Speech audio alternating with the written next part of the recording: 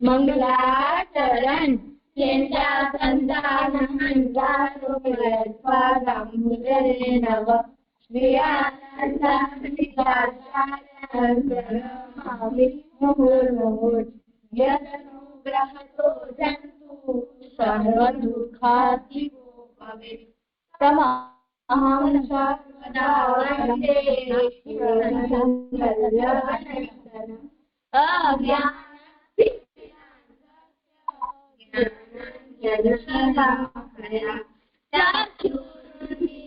अज्ञान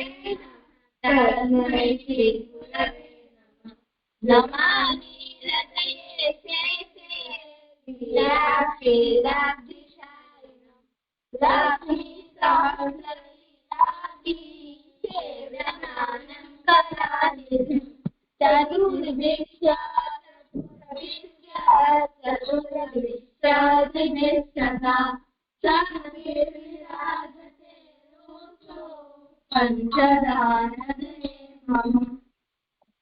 धन्यवाद प्रणाम दीजिए। हाँ जरूर। आओ मेरे गोविंद गोकुल के चंदा, आओ मेरे गोविंद गोकुल के चंदा, आओ मेरे गोविंद गोकुल के चंदा। बड़ी बड़ी बार खेलत जमुना तट, वंश दिखाई देऊ आनंद, आओ मेरे गोविंद गोकुल के चंदा। बड़ी बड़ी बात खेलत जमुना तट, बदन दिखाई देऊ आनंद,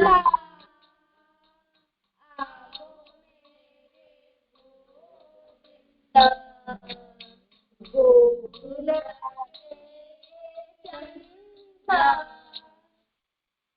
गाय आवन भई बिरमणि गिरना हुअति बंदा, गाय बड़ी दीना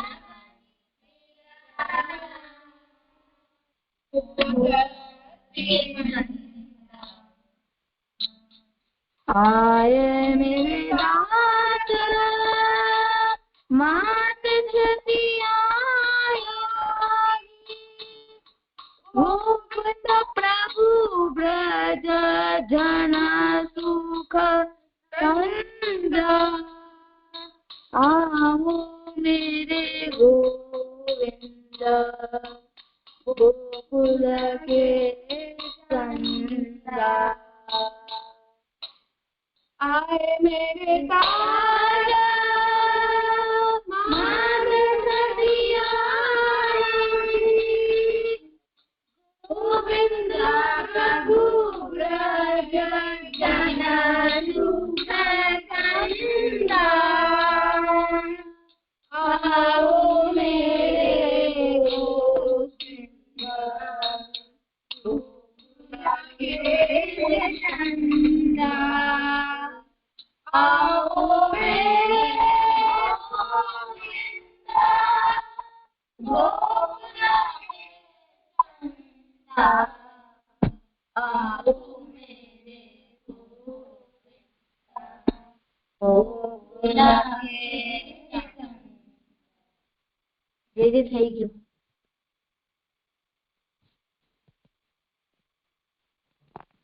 આજે પાછું તે સ્વર પકડ્યો નહીં ને તો નીચા સ્વરથી બોલાયું તારાથી. સૌથી પહેલા સ્વર પકડી લેવાનો. સારું, ચાલ. બીજું કોણ કરશે? પ્રણામ જે હું પ્રસંગ કરું. અચ્છા, કીર્તન આજે નથી કોઈ બીજો? ભક્તિ હતી પણ ભૂલી ગઈ. ટ્યુશન માંથી હમણાં જ આવી. અચ્છા અચ્છા, કઈ વાંધો. ભક્તિને તો બધા આવડે છે કીર્તન, એના શું ચિંતા છે?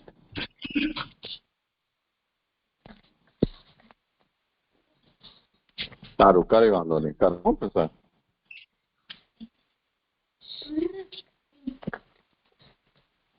શ્વેત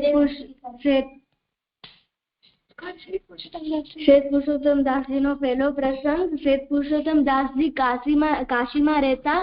કાશીના રાજા મહાદેવજી હતા, પણ તોય પણ શ્વેત પુરુષોત્તમ દાસજી એમના મંદિરે ન જતા.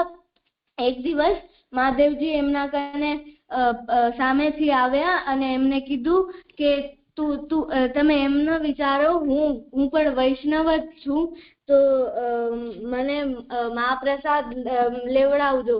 તો એક દિવસે શ્વેત પુરુષોત્તમ દાસજી એમના મંદિરે ગયા અને એમ મહાપ્રસાદ લઈ ગયા. એમને જય શ્રી કૃષ્ણ કર્યા અને હાલ્યા ગયા. તો એમને કોઈ બ્રાહ્મણો મળ્યા. બ્રાહ્મણોએ એમને કીધું કે તું મહાદેવજીના મંદિરે જઈને પણ એમને દંડવત નથી કર્યા. તો શ્રી પુરુષોત્તમ દાસજીએ કીધું કે મારા અને એમના આ જ સંબંધ છે. તો એક મહાદેવજીનો મોટો ભક્ત, જે મહાદેવજી એમનાથી વાતે કરતા હતા, તો એ મહાદેવજી કને ગયો અને પછી મહાદેવજી એમને કીધું કે તમારામાંથી કોઈ પણ એમને કાંઈ નહીં કહે, મારો અને એમનો આ જ સંબંધ છે. અને મોટા પ્રસંગમાં મહાદેવજી પાસે જાતા અને એમને મહાપ્રસાદ લેવડાવતા. આમાંથી આપણે શીખ મળે છે કે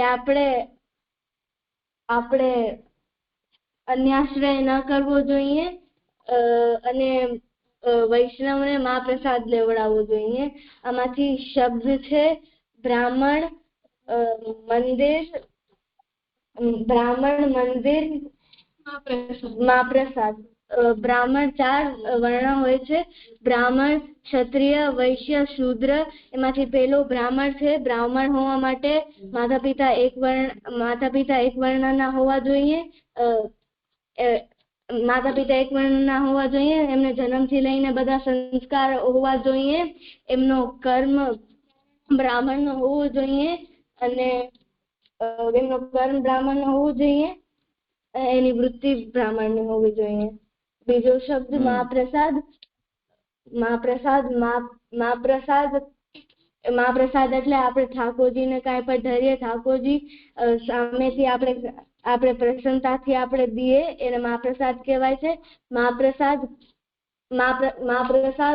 ખાલી ખાવાની વસ્તુ નથી.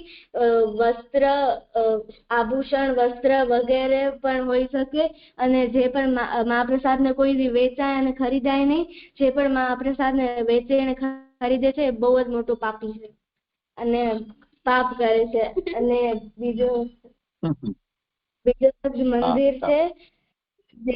મંદિરના બે પ્રકાર છે: દેવાલય અને ગૃહ મંદિર. દેવાલય શાસ્ત્રમાં મૂળ અર્થ દેવાલય દેવના રહેવાના સ્થાન છે. દેવાલયમાં આપણે રહી ન શકીએ. દેવાલયમાં દેવની માલિકી હોય. દેવાલયમાં પ્રભુને બધું જ દાન કરેલો છે. ગૃહ મંદિર શાસ્ત્રમાં મૂળ અર્થ મંદિરનો ઘર છે. આપણે આપણા ઘરમાં રહી શકીએ. ઘરના માલિકી આપણે હોઈએ અથવા ઘર આપણી માલિકીનું છે. અને આપણે આપણા ભગવાન અને આપણે ઘરના અંદર પ્રભુનું મંદિર બનાવીએ. ગૃહ મંદિરમાં બધું જ સમર્પિત હોય. જે થઈ ગયું. શાબાશ.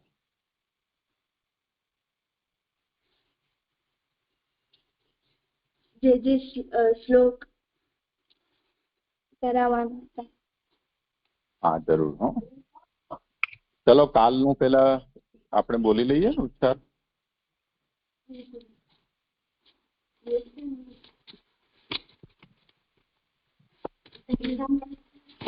સાન્વી અર્પણ તમે કાલનું સાંભળી હોય તમે બોલવું.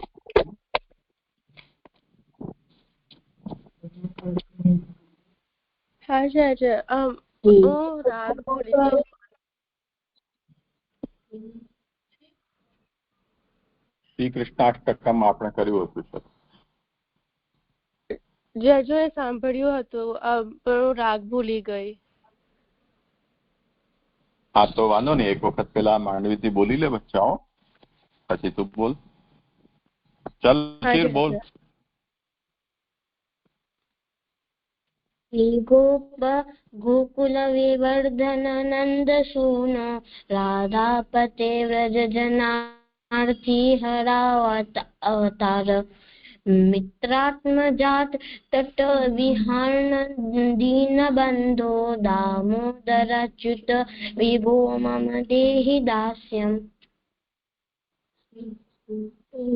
થોડી ગળેથી બોલ્યો છે તું. ચાલો ભક્તિ તું બોલીને બતાવ.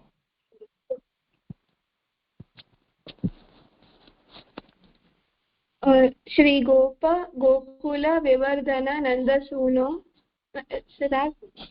રાધાપતે વ્રજજનાર્થી હરાવતાર મિત્રાત્મજા તટ વિહારણ દીનબંધો દામોદરાચ્યુત વિભો મમ દેહિ દાસ્યમ.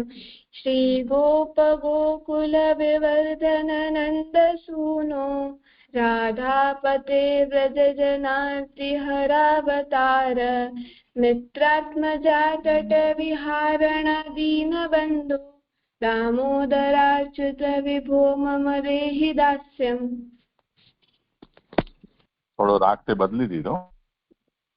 શ્રી ગોપ ગોકુલ વિવર્ધન નંદ સૂનો રાધાપતે વ્રજનાર્તિ હરાવતાર મિત્રાત્મજા તટ વિહારણ દીન બંધો દામોદરાચ્યુત વિભો મમ દેહિ દાસ્યમ.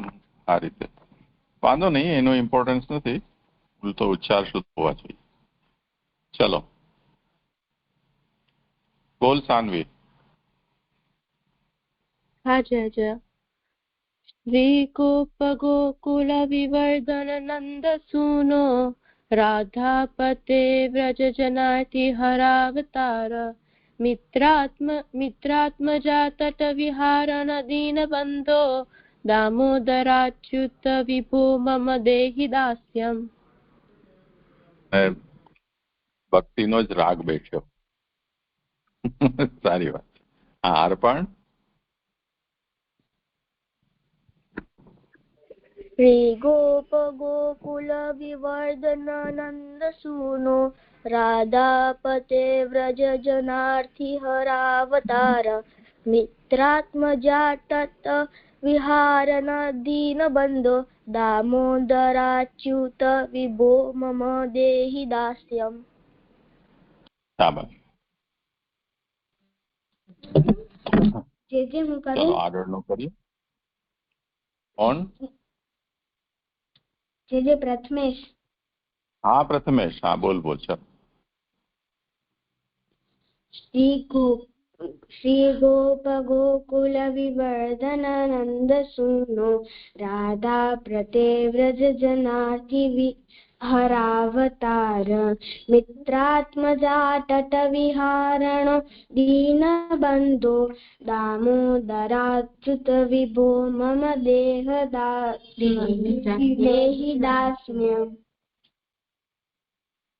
દાસ્યમ. સારું. ચલો બીજો શ્લોક લઈ લઈએ. શ્રી રાધિકા રમણ. શ્રી રાધિકા રમણ માધવ गोकुलेन्द्र सूनो, गोकुलेन्द्र सूनो। यदुत्तम रमार्चित पादपद्म,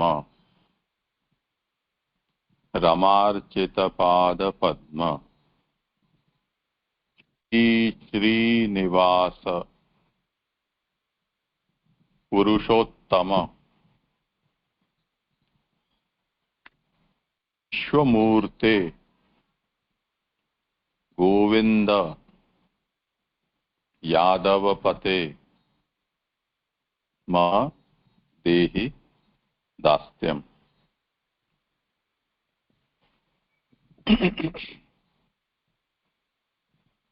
श्रीराधिका रमण माधव गोकुलेन्द्र सूनो यदुत्तम रमार्चित पादपद्म। श्री श्रीनिवास पुरुषोत्तम विश्वमूर्ते गोविंद यादवपते मम देहि दास्यम्। चलो भक्ति।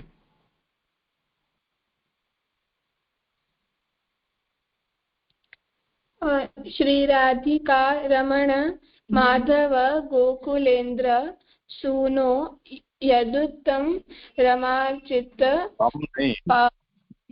तम नहीं तमा।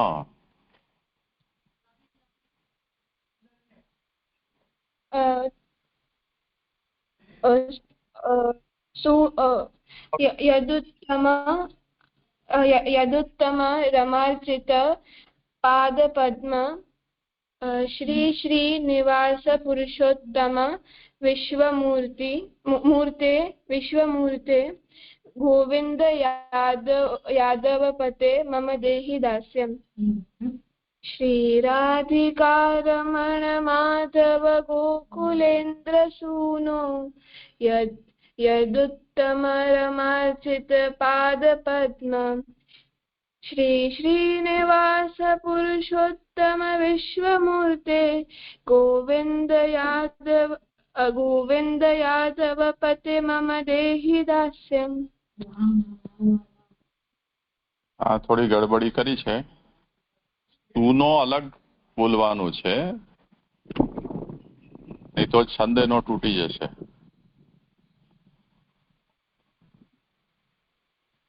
સમજવા માટે ગોકુલેન્દ્ર સુનો એટલે ગોકુલેન્દ્ર નો મતલબ નંદરાયજી, કુલના ઇન્દ્ર નંદરાય, એના સુનો એટલે એમના પુત્ર. સમજવા માટે ગોકુલેન્દ્ર સુનો એ એક વર્ડ છે, ભગવાનનું એક નામ છે.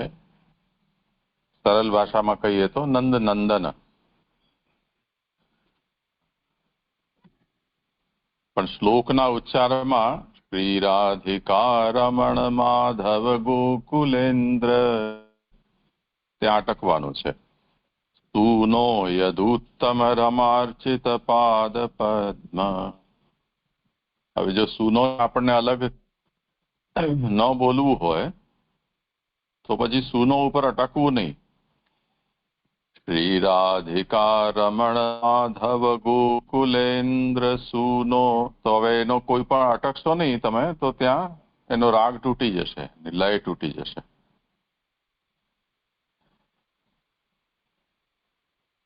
ફરીથી બોલી લે.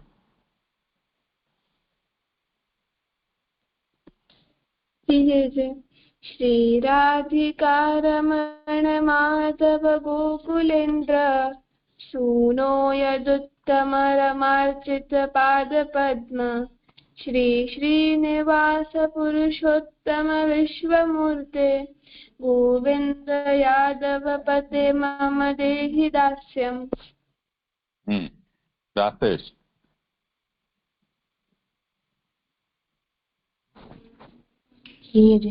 श्री राधिका रमण माधव गोकुलेन्द्र सुनो यदुत्तम रमार्चित पाद पद्म।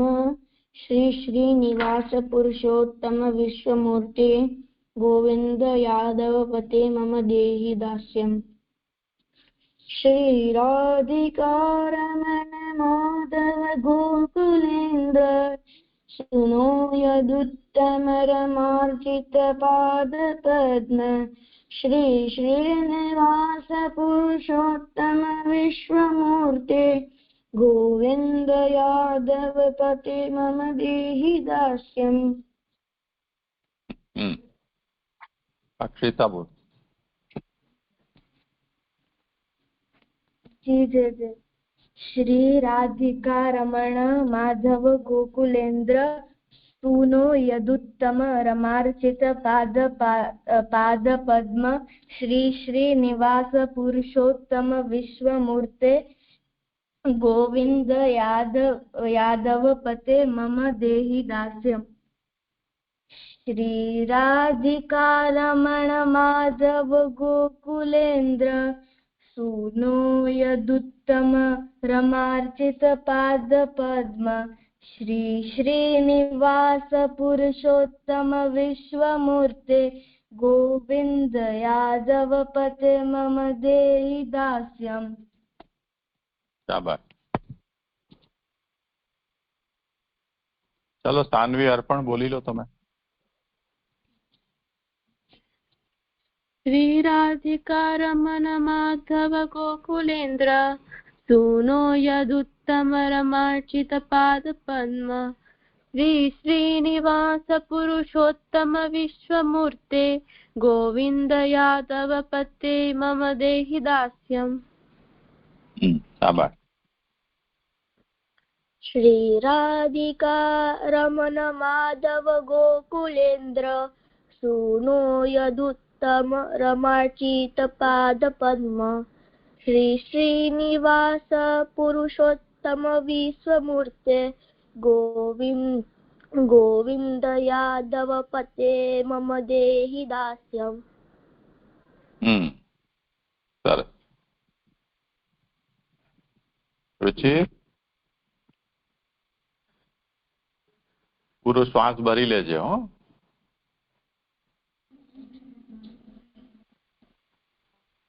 श्री राधिका रमण माधव गोकुलेन्द्र सूनो यदुत्तम रमार्चित पाद पद्म। श्री श्रीनिवास पुरुषोत्तम विश्वमूर्ति गोविंद यादव पते मम મૂર્તે મૂર્તિ ક્યાં છે?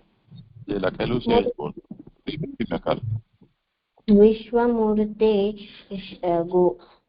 गोविंद यादव पते मम देहि दास्यम्। अच्छा अच्छा, છેલ્લું ગાઈ લીધું ને, તો બાકી 3 હવે ગાવાના રહ્યા।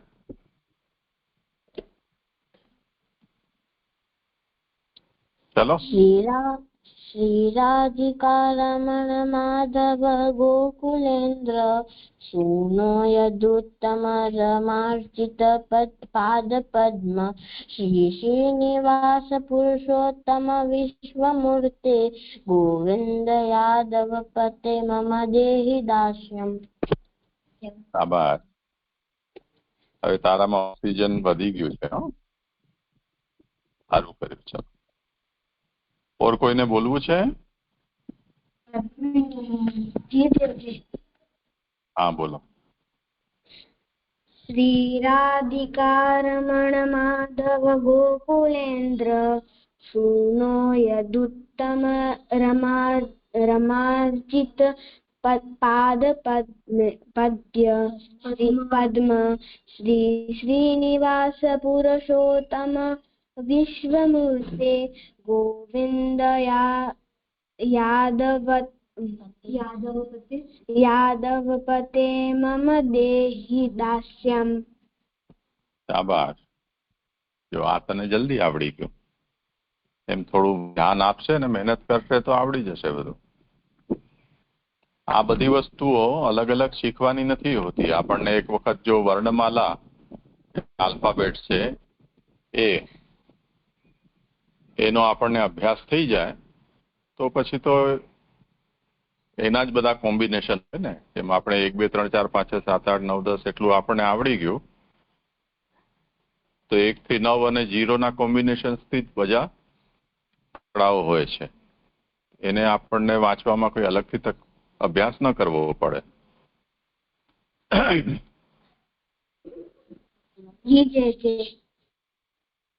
તો એક વખત બધા લોકો એની વર્ણમાલા છે, એટલે આપણી જે દેવનાગરીની આલ્ફાબેટ છે, એનો સારી રીતે તમે અભ્યાસ કરી લો. થોડું વાંચવાનું રાખો હિન્દી, તો ઉચ્ચાર શુદ્ધ થઈ જશે. જોરથી જ બોલવાનું તો જ ઉચ્ચાર શુદ્ધ થાય. રસ્વ દીર્ઘ સંયુક્ત અક્ષર 3 જાતના સ આવે, એનો જુદા જુદા ઉચ્ચાર, એ બધામાં થોડું ધ્યાન રાખવા. ઠીક છે, ચલો. તો ચલો ભક્તિ સાનવી આપણે કરીએ. સેવા ફલ દિવસે અટકી ગયું છે ફલ આપણું. છેલ્લે શું કર્યું હતું યાદ હોય તો પેલા એક વખત થોડું એનું કરી દો વર્તન, પછી આગળ વધીએ. જે હું કરું. હા, કરો. તો આપણે પહેલા જોયું હતું કે અલૌકિક ભોગ એ ફળ રૂપા હોય છે, અને એ ભગવાન એ અલૌકિક ભોગ મહાપ્રસાદ છે જે આપણે ભગવાનને સમર્પણ કરીને લઈએ છીએ. તો હવે જે લૌકિક ભોગ હોય પણ એને લૌકિક તરીકે માનીને સેવન કરીએ તો અલૌકિકનો પ્રભાવ ના થાય. તો અહીંયા પ્રશ્ન થાય છે કે જો લૌકિકને અલૌકિક તરીકે સેવન કરીએ તો એમાં અલૌકિકતા થાય છે કે નહીં. તો પહેલેની પરંપરા એવી હતી કે જે મંદિરોમાં જે સેવા કરતા એમને પગાર નતો મળતો પણ પ્રસાદ મળતો હતો, પણ એ પ્રસાદથી એમને બધી ઈચ્છાઓ પૂરી થઈ જતી હતી. તો આ પ્રભુની કૃપા જ હતી. પણ આજના સમયમાં જે પ્રસાદ જેમને મળે છે એ પ્રસાદ પોતે લેતા નથી, પણ બીજાને વેચે છે, પૈસા ઉઘરાવે છે. અને એટલે અહીંયા પ્રસાદ વેચવાનો એક ધંધો થઈ ગયો છે. અને અમુક લોકો અમુક જગ્યામાં પ્રસાદ નામથી પૈસા લે છે, એટલે ભગવાન અંગીકાર કરાયેલું નથી તો પણ પ્રસાદનું નામ આપે છે. અને આવું તો છે. અને કોઈ લોકો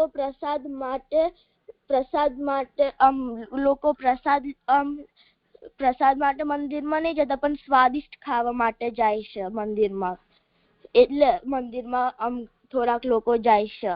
તો હવે જ્યારે ભગવાનને અંગીકાર કરે તો એ મહાપ્રસાદ કહેવાય છે. પણ જે વખતે કોઈ પ્રસાદને વેચે તો એનું નેચર કે સ્વરૂપ બદલાઈ જશે. તો એનું નામ પ્રસાદ તો હશે જ, પણ એ પ્રસાદ તરીકે મનાય નહીં. હવે કોઈ વૈષ્ણવને આપે કે ગુરુ શિષ્ય કે વૈષ્ણવને આપે તો એ કૃપા પ્રસાદ કહેવાય છે અને નિર્દોષ છે.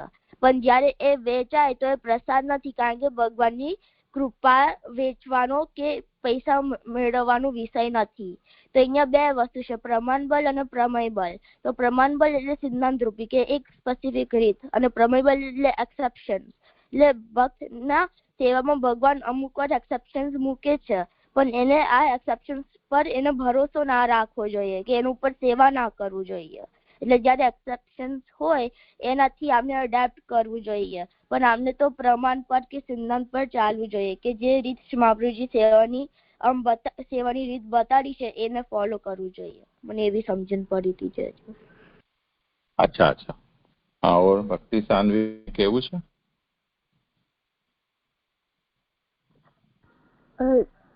મને આમાં એવી સમજણ પડી હતી કે એવો પ્રશ્ન થાય કે અલૌકિકને આપણે પહેલા જોયું હતું કે લૌકિકને આપણે લૌકિક વસ્તુમાં આપણે પહેલા આપણે જોયું હતું કે લૌકિક વસ્તુને આપણે લૌકિક તરીકે દેખવા માંડીએ તો પછી એનામાં લૌકિકતા જ પ્રગટ થાય છે, એનામાં અલૌકિકતા આવે નહીં. પણ હવે એવો પ્રશ્ન થાય કે લૌકિકના હવે અલૌકિક જેમ જોઈએ તો એનો અલૌકિક પ્રભાવ પ્રગટ થશે કે નહીં થાય. તો એના માટે આપણે એવું જોયું હતું કે અત્યારે તો એવું ચાલે છે કે બધા મંદિરોમાં આવનારા જે લોકો છે એમને પ્રસાદ વેચે છે અને આવા ટ્રાન્ઝેક્શન થી ધંધો એવો ચાલુ કરી દીધો છે. અને જે મંદિરના જે કર્મચારીઓ પણ જે પ્રસાદના રૂપમાં જે એમને જે પગાર મળતો હોય એ વેચીને પૈસા કમાવે છે ઘરને ચલાવવા માટે. અને આ જે પ્રસાદ છે ને કેશમાં કન્વર્ટ કરીને રૂપિયા લઈ લે છે. અને થોડાક મંદિરો ઠાકોરજીને થોડાક મંદિરો એવું ખાવાના પ્રસાદ ના હોય તો પણ પ્રસાદના નામે બધું વેચતા હોય છે. અને ક્ષત્રિયોનો એવો પ્રસંગ આપે કયો હતો કે ક્ષત્રિયોના પ્રસંગમાં એવું આવે છે કે એમને ટોકરી ભરીને આમલા ખરીદ્યા હતા તો એમને મહાપ્રસાદ સમજીને નતા ખરીદ્યા પણ ખાલી ફળ તરીકે જ એમને લીધા હતા. અને વેચનારને પણ નથી ખબર કે જે વેચનાર હતો એમને પણ નથી ખબર કે આમલા મહાપ્રસાદ છે. તો પણ એ આમલાનો અલૌકિક પ્રભાવ પ્રગટ થયો હતો એક ક્ષત્રિયમાં અને બીજાનામાં એવો કશો પ્રભાવ નતો પ્રગટ થયો. પણ જે રૂપાપુરિયાના પ્રસંગમાં જોઈએ તો એમને અજાણતામાં દેવદ્રવ્ય પ્રસાદ લેવાઈ ગયો અને એના કારણે એમનો જે નેક્સ્ટ જન્મ હતો એ કૂતરાના રૂપમાં થયો. અને પણ ભગવાને તો એમનો અંગીકાર કર્યો પણ હતો અને તો પણ એમને જન્મ કૂતરાના રૂપમાં થયો. અને અહીંયા શ્રી મહાપ્રભુજી પોતે વોર્નિંગના રૂપમાં કહે છે કે દેવદ્રવ્યનો ઉપભોગ કરવાથી મોટો પાપ લાગશે અને વલ્લભી વૈષ્ણવ તરીકે નહીં જણાય. તો અહીંયા બે એક્ઝામ્પલ્સમાં આપણે જોઈએ તો ક્ષત્રિયમાં દેવી પ્રભાવ થયો જ્યારે જે રૂપાપુરિયાના કોન્ટેક્સમાં એમને વિપરીત પ્રભાવ થયો. એટલે અહીંયા ઓપોઝિટ રીતે થયું. તો અહીંયા એટલે કેવી રીતે સમજવું કે થોડાક એક્સેપ્શન્સ હોય છે, એક્સેપ્શન્સ હોય તો એને કેવી રીતે સમજવું જોઈએ. તો અહીંયા પ્રમાણબલ છે અને પ્રમેયબલ છે. એટલે પ્રમાણબલ એ સેટ પેટર્ન કે સ્ટેન્ડર્ડ છે એટલે આવું ફોલો કરશે તો આવું જ પ્રાપ્ત થશે. અને પ્રમેયબલમાં 100% સર્ટનિટી નથી કે આવું જ પ્રાપ્ત થશે. એટલે પ્રમેયબલ દ્વારા એક્સેપ્શનલ સિચ્યુએશન્સ પણ થઈ શકે છે. જેવી રીતે ક્ષત્રિયના એક્ઝામ્પલમાં જોઈએ તો એમને આમલા ખરીદ્યા તો પણ એમના સારો પ્રભાવ એમનામાં થયો. અને જ્યારે રૂપાપુરિયાના અને બીજા ક્ષત્રિયમાં એવો કોઈ પણ નતો થયો. તો એટલે કોઈ વસ્તુ મહાપ્રસાદ નથી તો અસમર્પિત વસ્તુ છે અને તો પણ એનું સેવન કરનાર વ્યક્તિ એને આ પ્રસાદ તરીકે જોવે છે અને એનામાં ભક્તિભાવ પણ જાગે છે. તો એનો મતલબ એવો થયો કે એમને પ્રમેયબલથી આવું જે રિઝલ્ટ છે પ્રમેયબલથી એમને આવેલું છે. અને જે સેટ પેટર્ન કે ટ્રેડિશન હોય એનાથી નહીં આવ્યું કારણ કે લૌકિક વસ્તુનું સેવન કરવાથી પોતાનામાં અલૌકિકતા ના જાગવી જોઈએ. અને જે ભગવાનની ઈચ્છાથી થાય છે એ પ્રેડિક્ટેબલ નથી. જેવી રીતે રૂપાપુરિયાએ મહાપ્રસાદ લીધો તો પણ એ કૂતરાના રૂપમાં એમનો નેક્સ્ટ જન્મ થયો. તો એક્સેપ્શનલ કેસીસ ઉપર આપણે રિલાય ના કરી શકીએ. જે પ્રમાણ કે સિદ્ધાંત હોય એના ઉપર જ આપણે ચાલવું જોઈએ. અને જે એક્સેપ્શનલ કેસીસના એક્ઝામ્પલ્સ આપણે સાંભળીએ છીએ તો એ સામાન્ય લોકો ઉપર લાગુ પડતા નથી. અને એ જે એક્સેપ્શનલ કેસીસ ત્યારે જ થાય છે જ્યારે ભગવાન પોતાનું મહાત્મ્ય કે જે અકર્તુમ સામર્થ્ય એમનું હોય એ દેખાડવા માંગતા હોય ત્યારે જ એ એક્સેપ્શનલ કેસીસ થાય છે.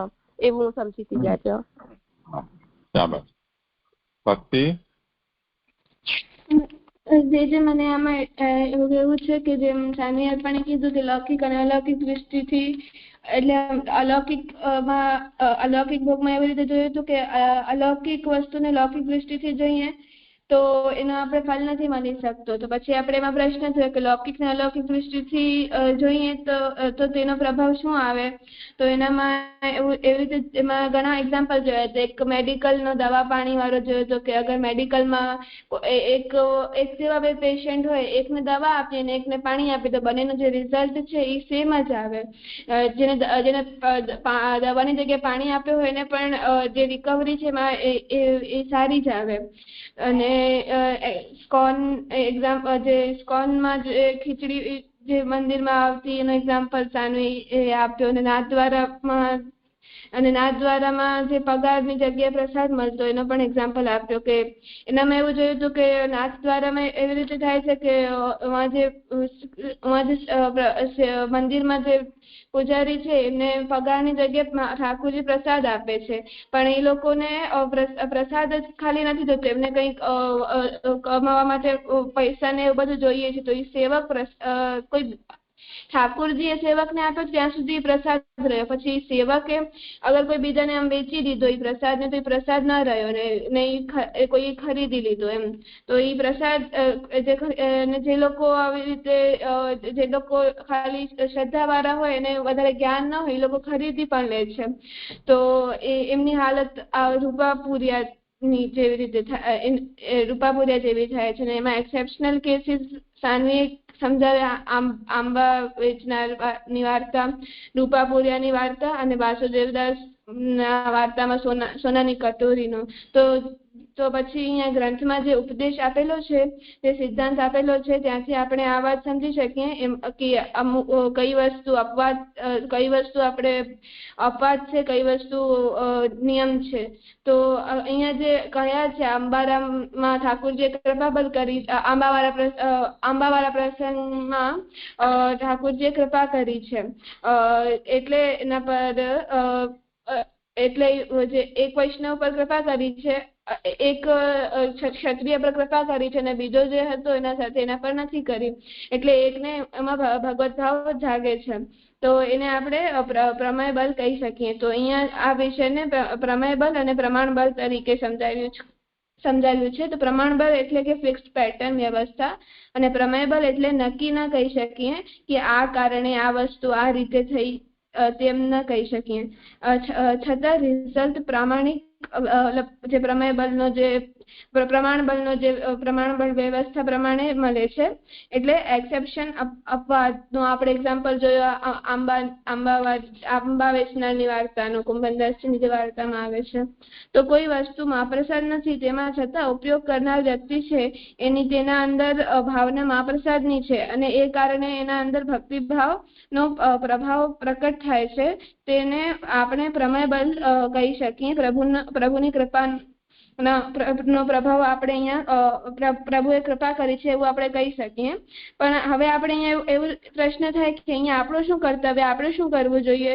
તો પ્રમેય બલના ભરોસે આપણું જીવન ચાલી ન શકે, તો આપણે તો પ્રમાણ બલનો જ આશરો લેવો એટલે સિદ્ધાંત પ્રમાણે ચાલવું. કોઈ એક્સેપ્શનલ કેસના કારણે પ્રમાણ બલને મૂકી ન શકીએ. એક્સેપ્શનલ જે અપવાદ છે એ ખાલી પ્રભુનો મહાત્મ્ય બતાવવા માટે છે, ફોલો કરવા માટે નથી, એનું અનુસરણ કરવા માટે નથી, કારણ કે પ્રભુ અન્યથા કરતુમ છે. જે વસ્તુ જે રીતે ન થઈ શકે ને તે રીતે પણ પ્રભુ કરી શકે છે. જેમ મરેલાને જીવતો કરી શકે છે, જેમ ઠાકોરજીએ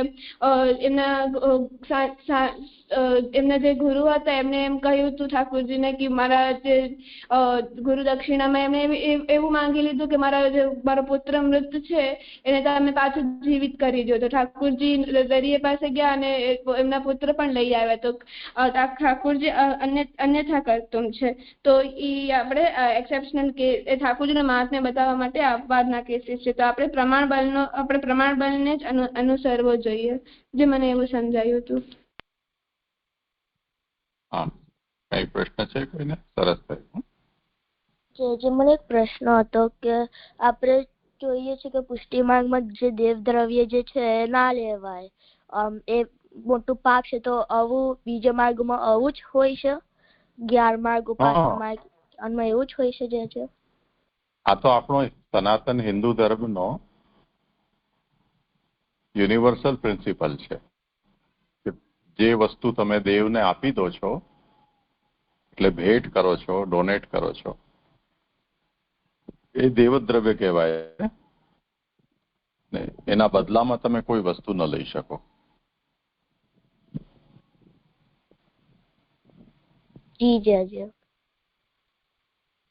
આ વસ્તુ ખાલી હિન્દુ ધર્મમાં છે એવું નથી, જૈનોમાં પણ આ જ સિદ્ધાંત છે, મુસલમાનોમાં પણ આ જ સિદ્ધાંત છે.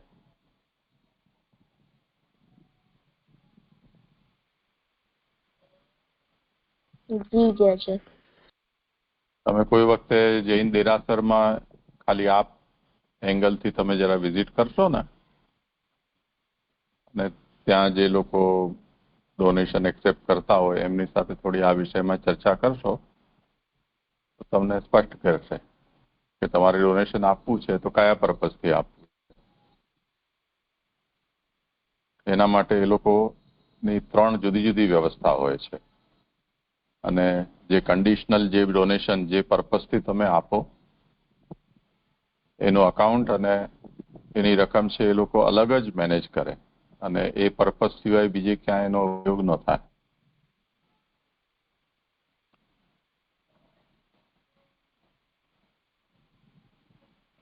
આપણા હિન્દુ ધર્મની અંદર પણ આ સિદ્ધાંત છે કે એનું તમે સિમ્પલ એક્ઝામ્પલ એ સમજો આપણા રોજના જીવનમાં કે તમે ગાય માટે ગોગ્રાસ કાઢ્યો હોય અને માની લો કે કોઈ વ્યક્તિ પછીથી આવ્યું, તમે જમી લીધું છે, હજી ગાય નથી આવી એટલે તમે આપ્યું નથી, અને કોઈ વ્યક્તિ તમારે ત્યાં આવ્યું છે અને હજી ભોજન કરાવવાનું છે, તો શું તમે એમ વિચારીને કે ભાઈ ગાય આવશે ત્યારે આપણે બીજું આપી દઈશું, અત્યારે આ વ્યક્તિ આવી છે તો આ ગોગ્રાસ એને ખવડાવી દઈએ, એવું આપણે કરીએ કોઈ દિવસ? એટલે એ વસ્તુ ગાય સિવાય બીજા કોઈના ઉપયોગમાં આવી જ ન શકે, નિયમ થઈ ગયો. એ જ રીતે તમે દેવને કંઈ પણ ભેટ કરી તો એ સોલલી દેવની માલિકીનું થયું હોય, એનો ઉપયોગ દેવ સિવાય બીજો કોઈ ન કરી શકે. જો કરે તો એ દેવની વસ્તુને ચોરવાનો એના ઉપર અપરાધ લાગે, દોષ લાગે. અને એ એટલો મોટો અપરાધ છે કે જે રૂપાપુરિયાએ તો અજાણતા એમના નખમાં રહી ગયું હતું અને ગરમ મહાપ્રસાદ હતો એમાં એ પીગળીને ચાલ્યું ગયું ઘી, તો એનાથી એમને આ અપરાધ થઈ ગયો કે એમને કૂતરા બનવું પડ્યું. એ પ્રસંગ આની કેટલો ગંભીર અપરાધ છે એ સમજાવવા માટે છે. એટલે શ્રી મહાપ્રભુજી આપણને ઠાકોરજીએ સુખથી એટલે જ આજ્ઞા કરી છે કે પુષ્ટિ માર્ગમાં ઠાકોરજીને દાન કે ભેટ હોતી જ નથી, સર્વસ્વનું સમર્પણ જ છે. હવે જયારે તમે બધું પ્રભુને સમર્પણ કરી દીધું છે, તમે તમારું કંઈ રાખ્યું જ નથી, તો પછી ઠાકોરજીને ભેટ તમે કરશો ક્યાંથી?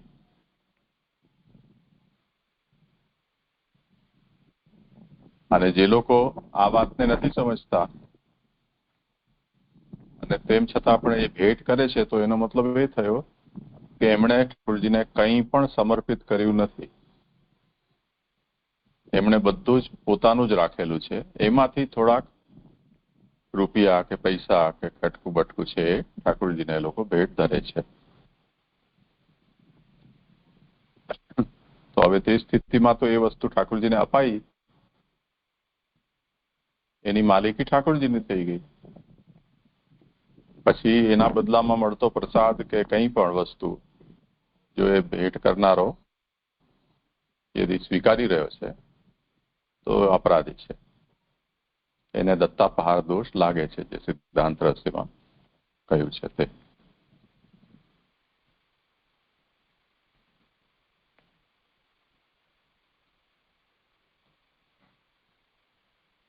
સમજાયું?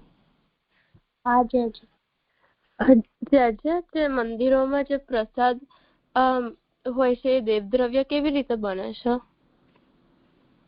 તો જે લોકોને પૂછો મંદિરો કેવી રીતે ચાલે છે, લોકો પાસેથી ભેટ ઉઘરાવવામાં આવે છે, એનાથી જ બધું ફંડ ક્રિએટ કરવામાં આવે છે. એ લોકો એની રિસીટ પણ આપે છે, એના પર સ્પષ્ટ રૂપથી લખેલું છે કે આ સામગ્રીની ભેટ છે, કે આ સાજની ભેટ છે, આ શણગારની ભેટ છે.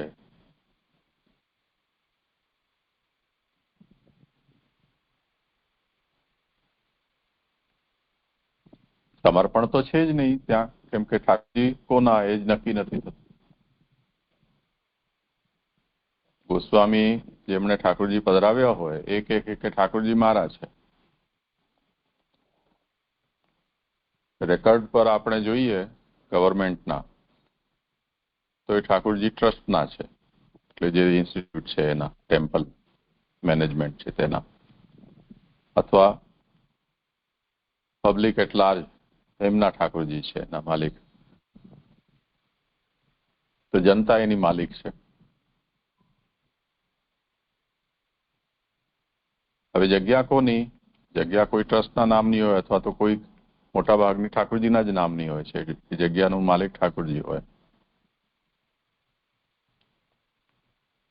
મંદિર છે કે જે કંઈ પણ દેવાલય બનેલું છે એ દેવાલયનો માલિક પણ એ ઠાકોરજી છે.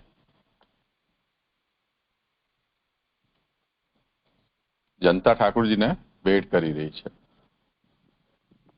સમર્પણનો તો કોઈ પ્રસંગ જ નથી આવતો, કેમ કે સમર્પણ તો 5-10 રૂપિયાનું સમર્પણ તો હોય નહીં. સમર્પણ તો સર્વસ્વનું સમર્પણ હોય, અને અસમર્પિતનો ત્યાગપૂર્વક પછી બાકીનો વ્યવહાર હોય. તો એવું તો સમર્પણ તો કોઈ કરતું જ નથી. તો જે કંઈ પણ કરે છે એ ભેટ જ કરે છે.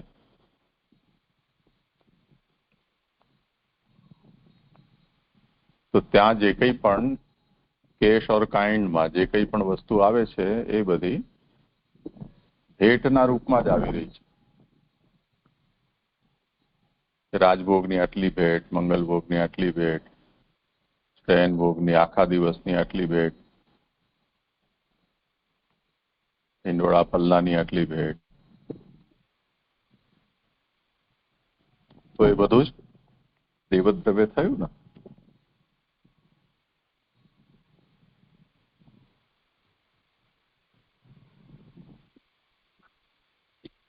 હા છે, આજે સમજાયું.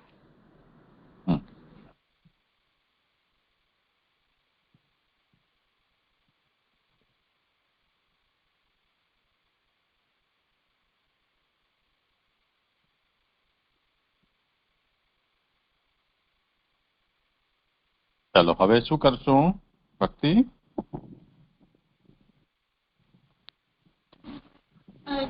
આગળ શ્લોક કરું. હા, પણ આપણે કર્યું શું એટલું પહેલા એક વખત કર્યું. હા, ઉદ્વેગ પ્રતિબંધો વા ભોગો વા સ્યાત્તુ બાધકમ. એના ઉપર શ્રી મહાપ્રભુજીએ એટલે જે ફલ છે પુષ્ટિ માર્ગીય ફલ, સાયુજ્ય, અલૌકિક સામર્થ્ય, સાયુજ્ય અને વૈકુંઠવાદી લોકમાં સેવોપયોગી દેહની પ્રાપ્તિ, આ 3 સેવામાં ફલ છે. તો શરૂઆતથી જો એને લઈએ તો યાદૃશી સેવના પ્રોક્તા તત્સિદ્ધૌ ફલમુચ્યતે. જે પ્રકારની સેવા સિદ્ધાંત મુક્તાવલી, સિદ્ધાંત રહસ્ય, ચતુશ્લોકી, ભક્તિવર્ધિની, નિરોધ દક્ષિણ વગેરે ગ્રંથમાં કહી, એ સેવા જ્યારે સિદ્ધ થાય એટલે પરિપક્વ થાય ત્યારે જે ફલ થાય છે એ હું અહીંયા કહું છું. અલૌકિકસ્ય દાને હિ ચાદ્ય સિદ્ધેત મનોરથ. અલૌકિક સામર્થ્યનું પ્રભુ દાન કરે તો આદ્ય મનોરથ સિદ્ધ થાય. તો પહેલું ફલ અલૌકિક સામર્થ્ય. પછી ફલમ વા અધિકારો વા ન કાલોત્ર નિયામક. જો મુખ્ય અલૌકિક સામર્થ્યની પ્રાપ્તિ ન થાય તો સાયુજ્ય પ્રાપ્ત થાય, અથવા વૈકુંઠાદી લોકમાં સેવોપયોગી દેહની પ્રાપ્તિ થાય. આ 3 ફલ થયા. એના માટે વિવરણમાં શ્રી મહાપ્રભુજીએ એમ આજ્ઞા કરી કે સેવાયામ ફલત્રયમ. સેવામાં 3 પ્રકારના ફલ છે. અલૌકિક સામર્થ્યમ, સાયુજ્યમ, સેવોપયોગી દેહો વૈકુંઠાદિશ. આ 3 ફલ કયા? એ 3 ફલની પ્રાપ્તિમાં ન કાલોત્ર નિયામક. અહીંયા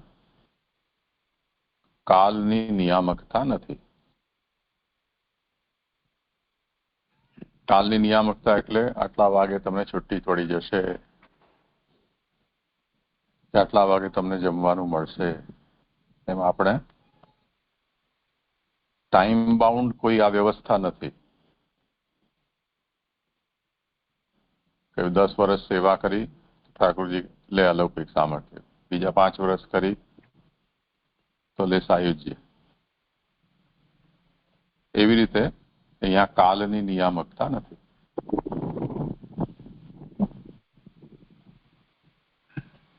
એટલે નિયામકતા ભગવાનની છે. એટલે ભગવાન જે ચાહશે તે પ્રમાણે થશે. જ્યારે પ્રભુ ઈચ્છા કરશે ત્યારે ફલ આપશે.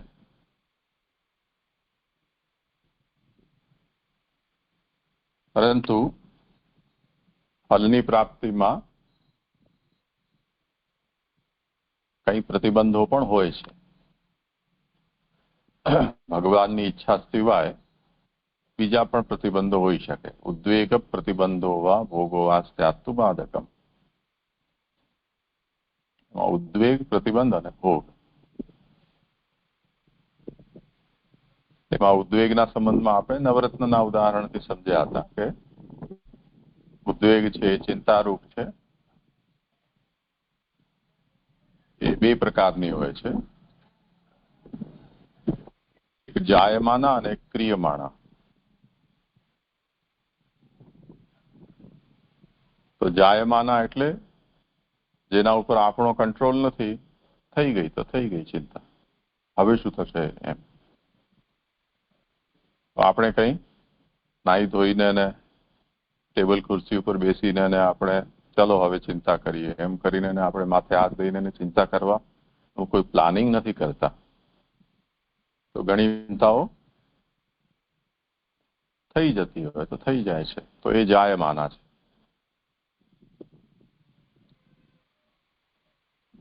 અને પ્રિયમાણા એટલે જે આપણે પ્રી પ્લાન્ડ આપણી ચિંતાઓ હોય, અથવા તો જે કોન્શિયસલી આપણે કરતા હોઈએ, જેને ગુજરાતી કહેવત પ્રમાણે પેટ ચોડીને પીડા ઊભી કરવી.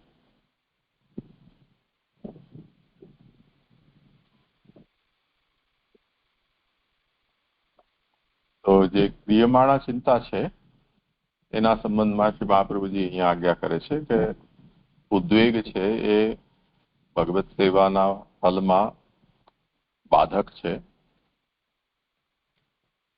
તે જ રીતે પ્રતિબંધ અને ભોગ પણ બાધક છે. તો જે કારણોથી ઉદ્વેગ થતો હોય કે આપણે કરતા હોઈએ, જે કારણોથી પ્રતિબંધ ઊભા થતા હોય અને જે પ્રકારનો ભોગ આપણને ઠાકોરજીથી વિમુખ કરી દેતો હોય, દૂર લઈ જતો હોય, એ બધા કારણો છે એને આપણે ઇન્વેસ્ટિગેટ કરવા જોઈએ અને પછી એનો ત્યાગ કરવો જોઈએ. એટલે હવે પછી આપણે એવું નહીં કરીએ કે જેને કારણે ઉદ્વેગ થાય, પ્રતિબંધો એને આબેલ મુજે મારે, એવું આપણે નહીં કરીએ. હવે એટલું બધું કરવા છતાં પણ એમાં આપણે એના જુદા જુદા પ્રકારો જોયા હતા. જેમ ઉદ્વેગના 2 પ્રકારો જોયા, એવી રીતે પ્રતિબંધના 5 પ્રકારો.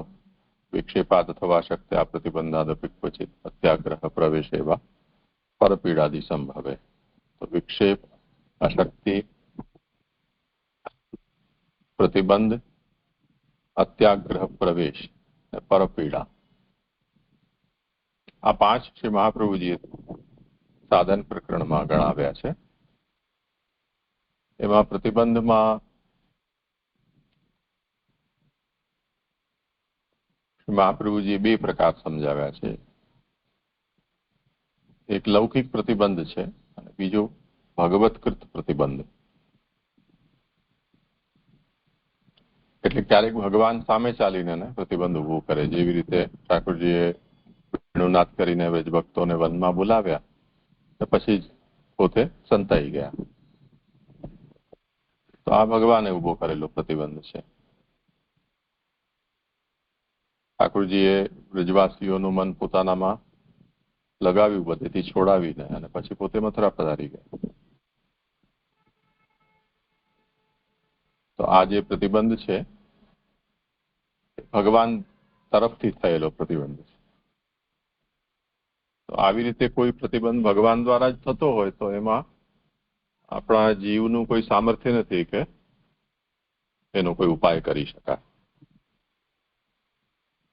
પ્રભુ જે ચાહશે, જે ઈચ્છશે તે પ્રભુ જ કરશે. એટલે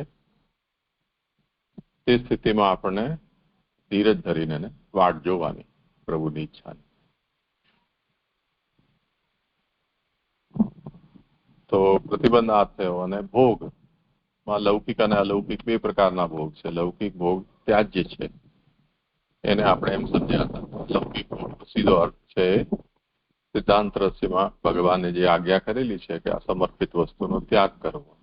એ અસમર્પિત વસ્તુ છે એ બધી લૌકિક ભોગ છે. જ્યાં સુધી અસમર્પિત વસ્તુનો ઉપભોગ સેવા કરતા કરી રહ્યો છે ત્યાં સુધી ફલનો વિચાર એ કરી જ ન શકે. એને ફલ પ્રાપ્તિની કોઈ સંભાવના જ નથી.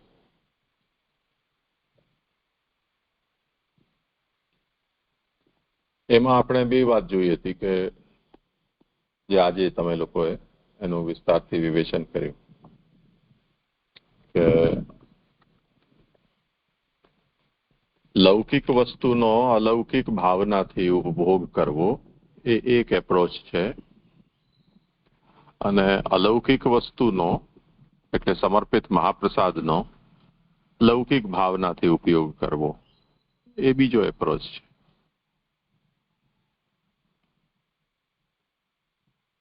હવે બંનેમાં બંને એક્ઝામ્પલ્સ આપણને મળે છે, એટલે સફળ થવાના અને અસફળ થવાના.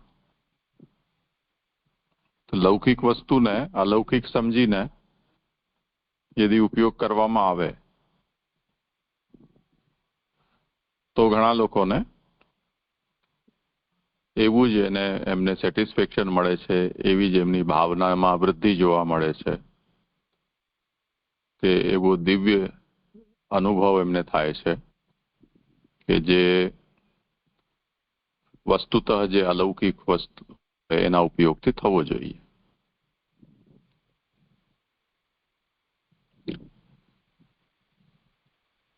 એનું ઉદાહરણ આપણે એમ કહીએ કે અત્યારે જેમ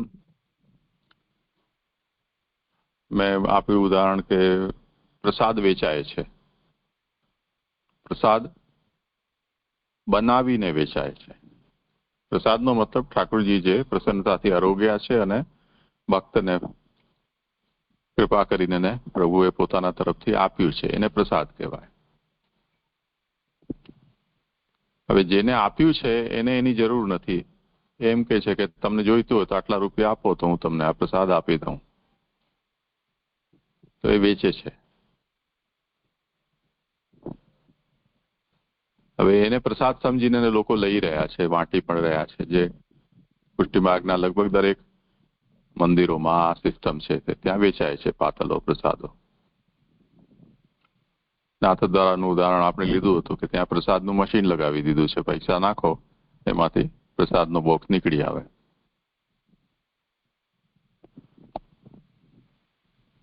તે જ રીતે નાથદ્વારાની જે દુકાનો છે બજારમાં, ત્યાં તમને મંદિરમાં જે જાતની મઠડી ને રબડી ને બધું બનતું હોય તે જ પ્રકારની બધી મીઠાઈઓ દુકાનમાં બનાવીને અને પછી શ્રીનાથજીની મઠડી, શ્રીનાથજીનું સાગર કે શ્રીનાથજીનો લાડુ એ નામથી પ્રસાદના નામે એ વેચાય છે. એટલે શ્રીનાથજીને તો એનો નજર પણ પડી નથી. તો આ બધી છે લૌકિક વસ્તુ, પણ લોકો એને પ્રસાદ સમજીને એને લે છે.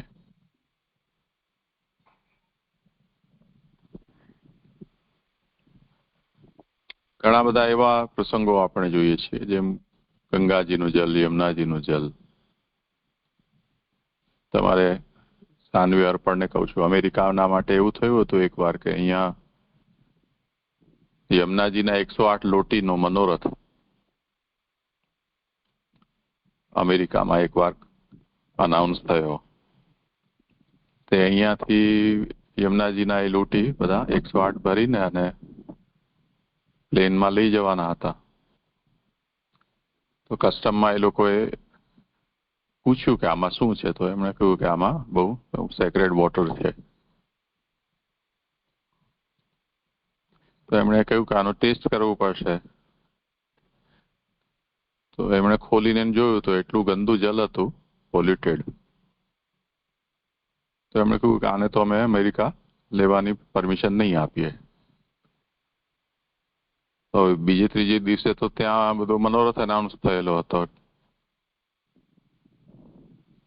ને આટલો મોટો રસાલો અહીંયાથી જઈ રહ્યો હતો, બધાની ટિકિટ બુક થયેલી હતી.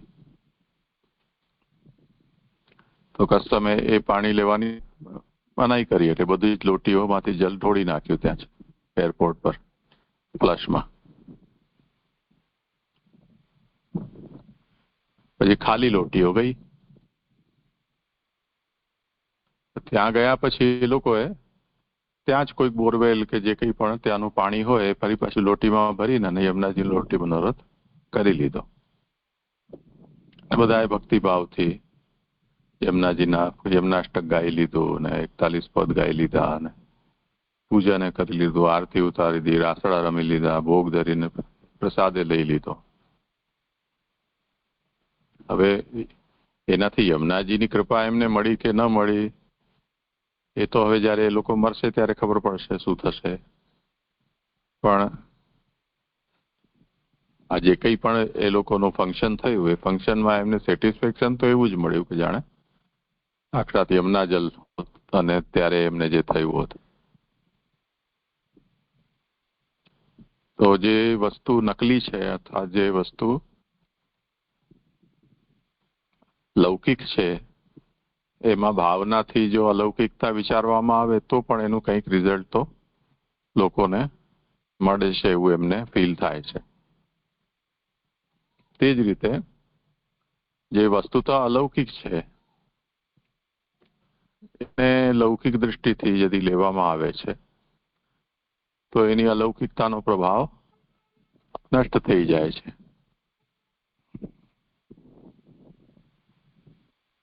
એવું 252 વૈષ્ણવની વાર્તામાં બહુ પ્રેરક પ્રસંગ છે કે એમાં એક વૈષ્ણવને પ્રસાદ લેવા માટે બેઠો, પછી એને રીંગણાનું શાક કે ભરતું કંઈ હતું, બહુ સ્વાદિષ્ટ લાગ્યું એને. માંગીને એનો પ્રસાદ લીધો. પછી અચાનક જ એને મનમાં અપરાધ લાગ્યો.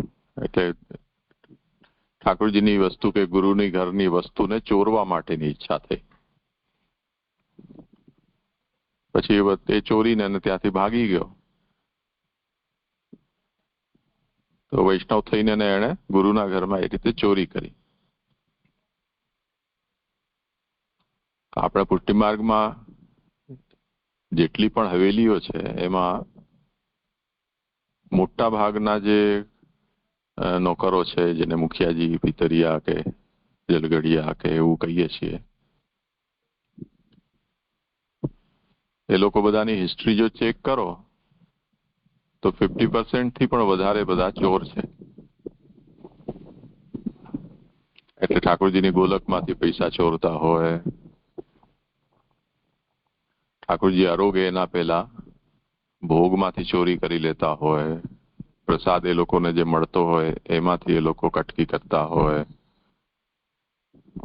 બનાવવા માટે જે આપવામાં આવતી હોય વસ્તુ એમાં ઓછું બનાવીને એને પોતાના ઘરે લઈ જતા હોય, કાચું અનાજ, ઘી, ખાંડ વગેરે એ બહાર વેચી દેતા હોય.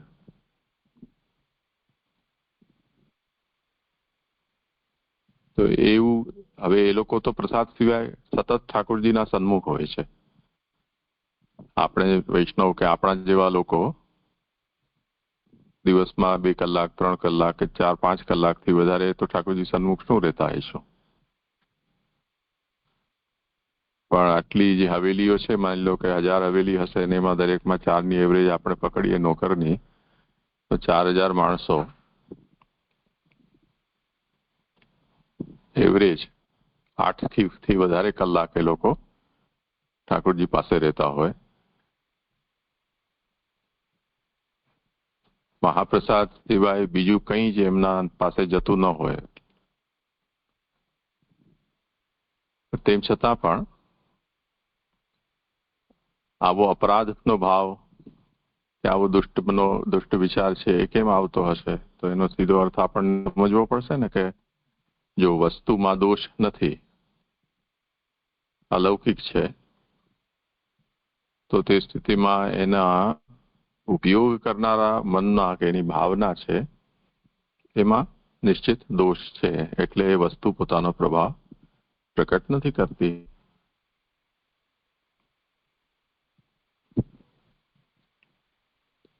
તો ભોગમાં આપણે આ વસ્તુ થોડી વધારે વિચારી હતી અને એમાં લૌકિક વસ્તુમાં અલૌકિક ભાવ કરવાથી જે ભાવ પ્રકટ થતા મળે છે એવા જે એક્ઝામ્પલ છે એ બધા ઉદાહરણો ઠાકોરજીની કૃપાના ઉદાહરણો છે. એ કોઈ આપણને સાધનાનો એ કોઈ પ્રકાર નથી કે જે વસ્તુ મળે એમાં તમે અલૌકિક ભાવ કરી લો તો એનાથી તમને અલૌકિક ફળની પ્રાપ્તિ થઈ જશે. એવું શીખવવા માટે એ વાત નથી, પણ ઠાકોરજી એટલા પાલું છે કે જો ચાહે તો લૌકિક વસ્તુનું અલૌકિક ભાવનાથી સેવન કરે એને પણ ઉત્તમ ફળ આપવા સમર્થ છે.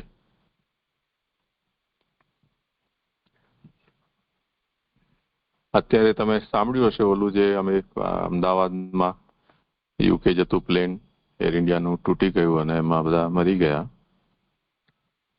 તો એરલાઇને તો એ લોકોને જ 1-1 કરોડ રૂપિયા આપવા માટે અનાઉન્સ કર્યું.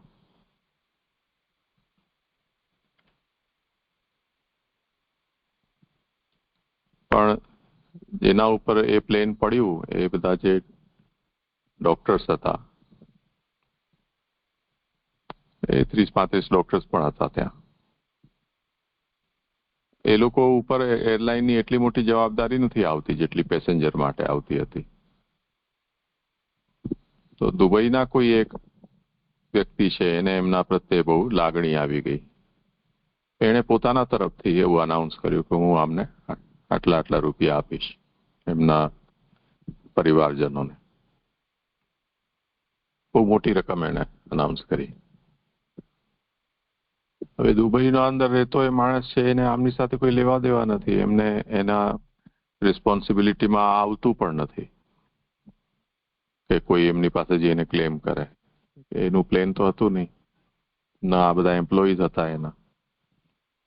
આઉટ ઓફ સિમ્પથી એણે આવું કર્યું. તો આ જે વસ્તુ છે એ પ્રમેબલ કહેવાય આને. અચાનક જ કોઈના ઉપર આપણને એટલું બધું હેત ઉભરાઈ આવે કોઈ કારણ વિના, તો એવું ઘણી વાર થતું હોય છે આપણા અંદર. પણ એવું કોઈકના માટે કોઈકના અંદર એવું હેત ઉભરાઈ ગયું કે દયાભાવ જાગી ગયો,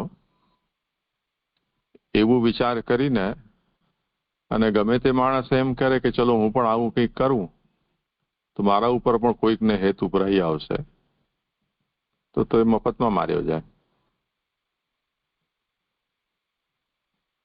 એટલે હું અહીંયાથી નીચે ભોજન કરવા માટે ઉતરું અને મને એમ વિચાર આવે કે ચલો દુબઈનો માણસ આટલો દયાળુ છે, 7 કરોડ મને પણ મળી જશે તો હું પગ લપસીને દાદરા ઉપરથી નીચે પડું અને હાડકા પાછળ ભાંગી જાય મારા. પછી હું એમ વાટ જોઉં કે હવે દુબઈ માણસ મારા માટે ક્યારે અનાઉન્સ કરશે 1 કરોડ રૂપિયા. તો એવું કંઈ દરેક આ કોઈ નિયમથી થોડું થયું છે.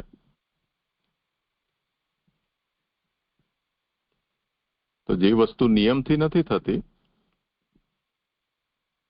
એ ક્યારે પણ કોઈ લાઈફનો કોર્સ બની ન શકે, સાધના ન બની શકે. એટલે જે લોકો એમાં લાઈફ ઇન્સ્યોરન્સ વાળા ને બધા હોય છે એ લોકો જયારે પણ કોઈ ક્લેમ કરે તો એ લોકો આ વસ્તુને ચેક કરે કે જે ટર્મ્સ અને કન્ડિશન્સથી ઇન્સ્યોરન્સ એમનો લેવામાં આવ્યો છે અને જે રીતે ઇન્સ્ટોલમેન્ટ પ્રીમિયમના નક્કી કરવામાં આવ્યા છે તે પ્રમાણે બધા નિયમોનું પાલન થયું છે કે નહીં. અને જે કંઈ પણ એક્સિડન્ટ છે કે એવું કંઈ પણ છે એમાં કોઈ બીજું ઇરેગ્યુલારિટી નથી ને, ઇલીગલ કંઈ થયું નથી ને, તો એ લોકોનો ક્લેમ છે એ પાસ થાય. અને જો એમ લાગે કે આ વ્યક્તિએ નિયમ વિરુદ્ધ જઈને એને કંઈક કર્યું છે ખાલી ક્લેમ મેળવવા માટે, તો એ લોકોનો ક્લેમ પાસ નહીં થાય.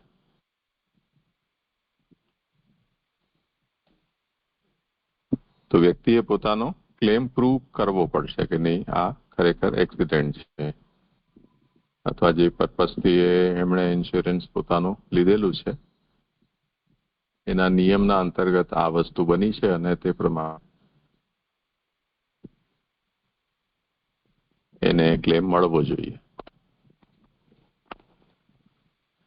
તો જો નિયમ પ્રમાણે હશે એટલે પ્રમાણના અનુસાર હશે તો એને એનો રિવોર્ડ મળશે, અને જો પ્રમાણ વિરુદ્ધ હશે રિજેક્ટ થઈ જશે એનો ક્લેમ.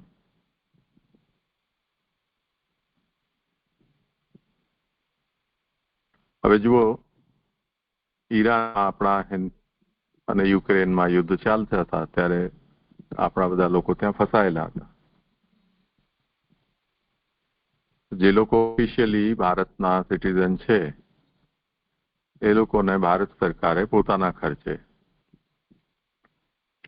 ત્યાંથી પાછા ભારત લાવ્યા.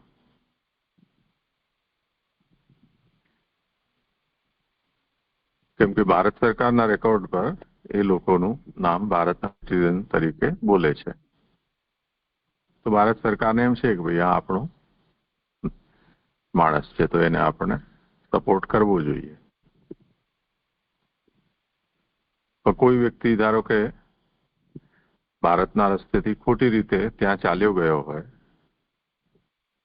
કોઈ પાકિસ્તાની કે બાંગ્લાદેશી કે એવું કોઈ પણ વ્યક્તિ, અને એ કહે છે કે ભાઈ હું ભારતથી અહીંયા ઈરાન આવ્યો છું કે યુએન આવ્યો છું, તમે ભારતવાળાઓને લઈ જાઓ છો તો મને પણ ભેગું ભેગું ભારત લઈ જાઓ. તો ભારત સરકાર એના પ્રત્યે બંધાયેલી નથી. એમાં પછી હ્યુમન રાઇટ્સ વાળો જે કંઈ પણ બોલે કે જેને જે કહેવું હોય તે કહે, પણ ભારત સરકારની જવાબદારી બીજા દેશના નાગરિક માટે પ્રાયોરિટીમાં નથી આવતું. એને એમ કહી શકે કે ચલો અમારી પાસે થોડું રાશન છે, દવા પાણી છે, તને જોઈતા હોય તો અહીંયા આપી દઈએ, તું રે. તો એટલું કટકું બટકું કંઈક એને મળી જાય ભારત તરફથી એ જુદી વસ્તુ છે. પણ ભારતના નાગરિકને જે ઓફિશિયલ એમને રેસ્ક્યુ કરવામાં આવે છે તો એ જાતની ટ્રીટમેન્ટ છે એ જે ભારતનો નાગરિક નથી એને મળી ન શકે. એટલે જે પ્રમાણનો રસ્તો જે છે એ એશ્યોરન્સ વાળો છે. એટલે એમાં કદાચ કોઈ અસફળ થાય તો પણ એની રિસ્પોન્સિબિલિટી એ જે વ્યવસ્થા ગોઠવનાર છે એની રહે છે. જેમ તમે એક્સપ્રેસ વેમાં અને ટોલ રોડમાં જતા હો, ત્યાં તમારું પેટ્રોલ ખતમ થઈ ગયું કે તમારું વાહન બ્રેકડાઉન થઈ ગયું, પંચર થયું, તો એ ટોલ રોડની જવાબદારીમાં આવે છે. જો તમે એને ટોલ આપીને અને એમાં ગયા છો. ભારતમાં એવું હોય કે લોકો વચ્ચે ઘૂસ મારી દે, કંઈક પણ ફેન્સિંગ એની તોડી દે, બેરિકેડ તોડીને અને પછી પોતાના વાહન અંદર ચડાવી દે, વચ્ચે પાછા બહાર નીકળવામાં કાઢી દે વચ્ચેથી. ટોલ ટુ ટોલ ન જાય. એમાં જો કોઈએ ઘૂસણખોરી કરી હોય ટોલ રોડ ઉપર, એની સાથે આવી કોઈ દુર્ઘટના થાય અને પછી ટોલને એ બોલાવે કે ચલો હું અહીંયા ફસાઈ ગયો, બચાવો મને,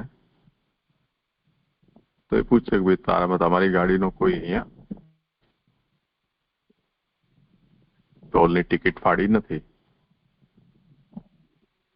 તો તમે અમારી જવાબદારીમાં નથી આવતા, ઉલટાનો ફાઇન કરશે કે એક તો તમે ચોરી કરો ને ઉપરથી સીનાચોરી કરો છો.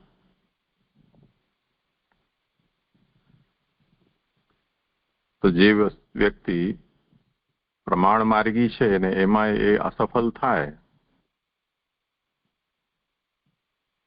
તો એ અસફળતાની જવાબદારી પણ એ માર્ગની બની જાય છે. એટલે માર્ગને એમ થશે કે નહીં, ભલે ગમે તેવું અસફળ થયો તો અસફળ, પણ મારા રૂટને ફોલો કરી રહ્યો હતો એ કરતા એ અસફળ થયો તો ચલો કઈ વાંધો નહીં, આપણે કંઈક કરશું એની વ્યવસ્થા.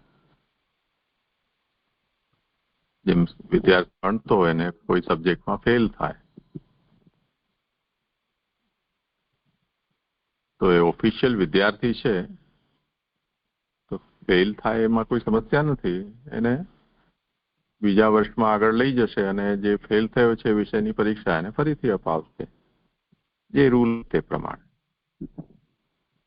તો જે ફેલ થવું છે એની યાત્રાને અટકાવી નહીં દે, એને એ જે માર્ગ છે પ્રમાણનો એનાથી એને બહાર ફેંકી નહીં શકે. એ પ્રમાણનો જે માર્ગ છે એ પોતે એની જવાબદારી ઉઠાવશે. એટલે આપણા માટે પ્રમાણનો માર્ગ છે, ભગવાનના માટે પ્રમાણનો માર્ગ છે પણ અને નથી પણ, જે ચાહે તે કરે. જેમ ટ્રાફિક પોલીસ છે કે પોલીસ હોય કે જે લોકો રૂલ્સ બનાવતા હોય એ લોકો રોંગ ડાયરેક્શનમાં પણ પોતાના વાહનો ચલાવીને આવી શકે. એમના ઉપર કોઈ તમે આરોપ ન લગાવી શકો કે એક્શન ન લઈ શકો. તમે જો રોંગ સાઈડમાં જતા હો તો તમને ફાઇન થાય. પ્રમેય છે એમાં એ સામર્થ્ય છે, એને કારણે એ બધાથી એક્ઝમ્પ્ટેડ છે. તો એટલા માટે અહીંયા એ વાત સમજવાની છે કે ભલે લૌકિક ભોગ ને અલૌકિક ભાવનાથી કોઈ કરતું હોય અને એનાથી એને એમ લાગતું હોય કે નહીં મને સારું લાગ્યું, તેમ છતાં પણ એ કોઈ ઓફિશિયલ સાધનાનું રૂપ ન લઈ શકે. અલૌકિક ભોગને અલૌકિક ભાવનાથી જ કરવું, અથવા અલૌકિક ભાવના થતી હોય તો પણ અલૌકિક ભોગ એટલે સમર્પિત જ એનું સેવન કરવું. સુધારવાનું તો ખાલી ભાવનાને છે, વસ્તુ તો એ જ છે. તો કમસે કમ એક જગ્યાએ આપણે સ્થિર રહીએ તો પછી બીજું સુધારી શકાય. પણ જો પહેલેથી ખોટેલા રસ્તે ચડી જઈએ પછી એને ભાવનાથી આપણે એમ ટ્રીટમેન્ટ કરવાનું રાખીએ તો એ વસ્તુ એક્સેપ્ટેબલ નથી થતી. આ વાત ખાતામાં સમજવાની. અરે આજે ઘણો સમય થઈ ગયો. ચાલો બચ્ચાઓ, પછી સુબોધની જી પણ છે.